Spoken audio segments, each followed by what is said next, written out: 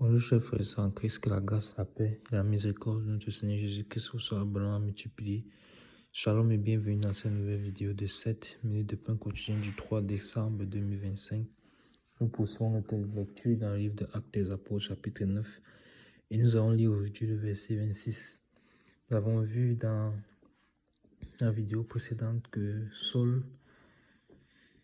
sa vie étant menacée, a dû s'échapper de Damas par la muraille de la ville.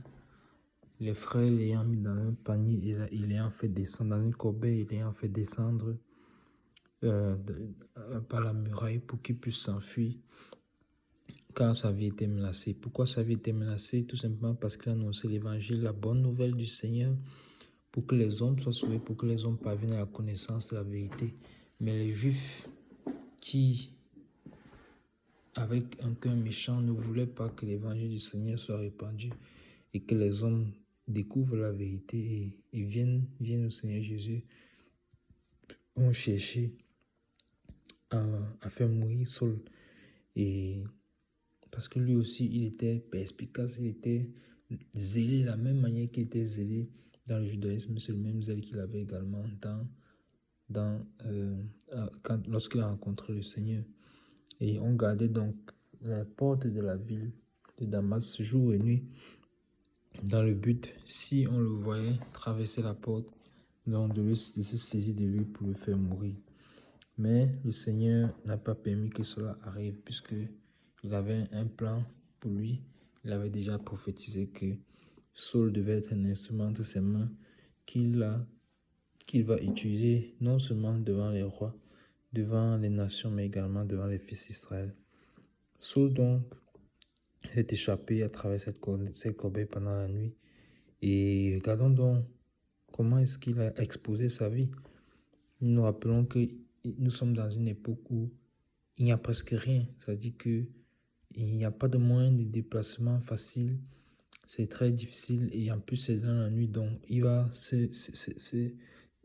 sortir de la vie comme ça dans la nuit, exposant sa vie. Mais rien qu'à partir de là, on peut déjà voir le poids de gloire éternelle qu'il est en train déjà d'amasser dans le ciel. Parce que en exposant sa vie comme ça pour l'évangile du Seigneur, alors il y a déjà une gloire merveilleuse qui lui est réservée. Et donc Saul sort donc traverse la ville, sort de la ville à travers au travers de cette corbeille et se retrouve comme ça, les libre. Sa vie est exposée aux agressions. Il va marcher et on ne sait comment, mais le Seigneur va le soutenir. De la même manière qu'il est venu à Damas, il va rentrer, mais cette fois-ci autrement, puisque là, il est tout seul. Il est tout seul, il n'a plus de garde, il n'a plus de personnes pour qui l'accompagne. Et non seulement cela, il est maintenant, sa vie en danger de mort parce que l'information est certainement arrivée à Jérusalem selon laquelle cet homme-là qu'on avait envoyé pour arrêter les chrétiens, désormais fait partie d'eux et désormais est en train d'enseigner que Jésus-Christ est le Messie, que Jésus-Christ est le Fils de Dieu dans les synagogues. Il va donc se rendre à Jérusalem et c'est ce que nous allons lire dans ce verset 26 aujourd'hui. Je lis donc au nom de Jésus. Lorsqu'il se rendit à Jérusalem, Saul tâcha de se joindre aux disciples, mais tous le craignaient, ne croyant pas qu'il soit un disciple. Amen, amen, amen. Donc, voici donc Saul qui s'est rendu à Jérusalem. Et il s'est rendu à Jérusalem là d'où il venait en réalité. Parce que c'est de Jérusalem que les souverains sacrificateurs l'ont envoyé à Damas, lui donnant les lettres d'aller arrêter les chrétiens. Mais le voici donc il retourne à Jérusalem. Donc le Seigneur l'a fortifié pendant tout son trajet pour qu'il puisse quitter de là et arriver effectivement à Jérusalem. À Jérusalem. Et qu'est-ce que nous voyons encore? Nous voyons que quand il arrive à Jérusalem, il s'est une fois de plus joint aux disciples. Il s'est joint aux disciples. Donc, il n'a véritablement pas nié sa foi. Il est resté ferme sur ses positions. Je suis chrétien, je suis nouveau, je suis converti. Je me joins désormais à mes frères. Je me joins désormais avec les disciples du Seigneur, étant moi-même devenu disciple du Seigneur Jésus. Donc, il s'est joint à ses frères, il n'a pas eu honte. Encore une fois de plus, il n'a pas craint le fait qu'on va dire, ah, c'est lui qui était témoin lorsqu'on a lapidé Étienne, c'est lui qui a persécuté les frères, ainsi de suite, ainsi de suite. Il a préféré regarder toutes ces choses véritablement comme de la boue.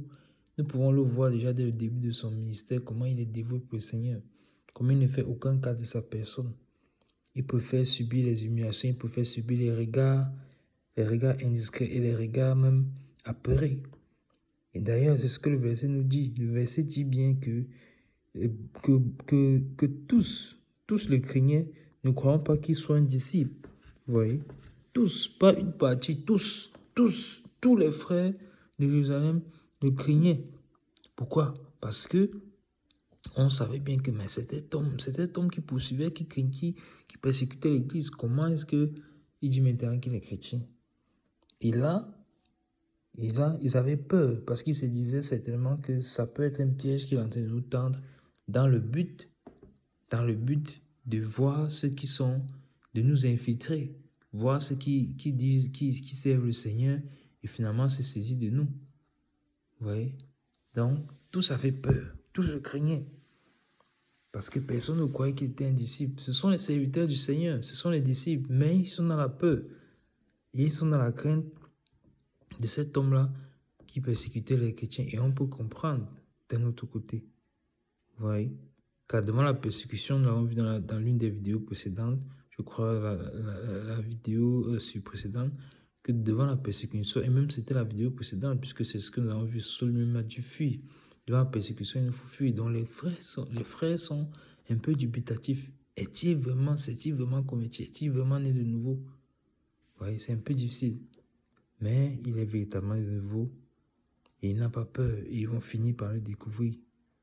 Donc, encore une fois de plus, lorsque nous devenons enfants de Dieu, nous ne devons pas avoir honte du Seigneur. Nous devons demeurer fermes sur nos positions, ne point nous compromettre, demeurer fidèles au Seigneur, peu importe ce que cela nous coûte.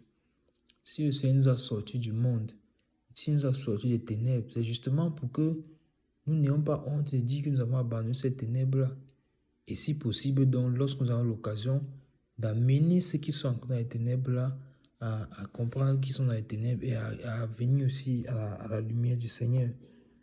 Donc, soyons véritablement encouragés. Et pour venir à cette lumière, si tu écoutes cette vidéo, tu n'es pas encore venu à cette lumière, ce n'est pas difficile. Le Seigneur Jésus-Christ est venu à la croix, il a donné sa vie pour que nous ayons effectivement la vie éternelle, que nous soyons réconciliés avec le Père, lui étant le Fils de Dieu.